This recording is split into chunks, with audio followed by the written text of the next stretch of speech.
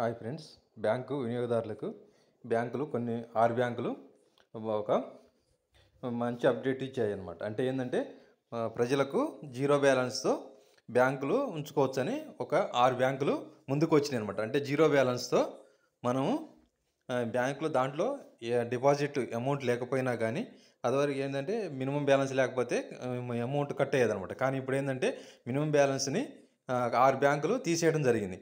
అంటే మొదట ప్రారంభించింది మొత్తం ఎస్బీఐ, అంటే మన సంస్థ ఎస్బీఐ అనమాట. ఎస్బీఐ సంస్థ ముందు ప్రారంభించిందనమాట. దీన్ని 2020 మార్చి నుంచి మినిమం బ్యాలెన్స్ని ఎస్బీఐ బ్యాంకు తీసేయటం జరిగింది.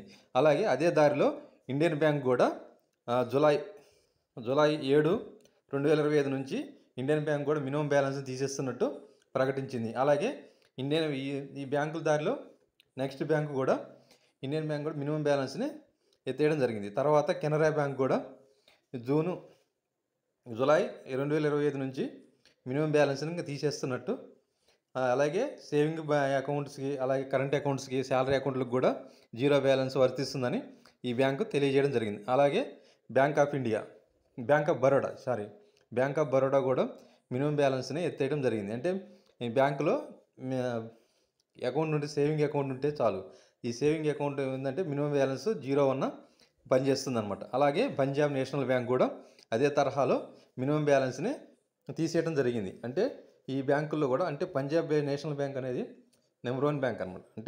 అంటే మిగతా బ్యాంకులు కూడా మంచిదే, కానీ ఈ బ్యాంక్ కూడా మంచిదన్నమాట. అలాగే అదే దారిలో బ్యాంక్ ఆఫ్ ఇండియా కూడా మినిమం బ్యాలెన్స్ని ఎత్తేస్తున్నట్టు ప్రకటించడం జరిగింది.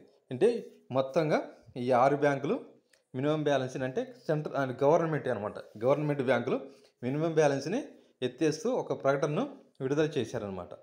అంటే ఈ విధంగా మనం ఈ బ్యాంక్ అకౌంట్లో జీరో అకౌంటు తెలిస్తే చాలు, దాంట్లో మినిమం బ్యాలెన్స్ అవసరం లేదు.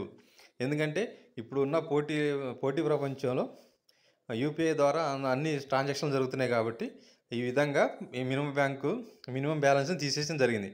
అలాగే మిగతా బ్యాంకులు కూడా మినిమం బ్యాలెన్స్ని ఎత్తేయాలని వినియోగదారులు కోరుకుంటున్నారు. అదే దారిలో కావున ప్రతి ఒక్క, అంటే మనీతో అవసరం ఉంటుంది కాబట్టి, అంటే ఈ బ్యాంకుల పోటీలతో తత్వంతో మినిమం బ్యాలెన్స్ని అందరూ చేయలేరని, అలాగే ఇప్పుడున్న పరిస్థితుల్లో ఫ్యామిలీ పరిస్థితుల వల్ల కొన్ని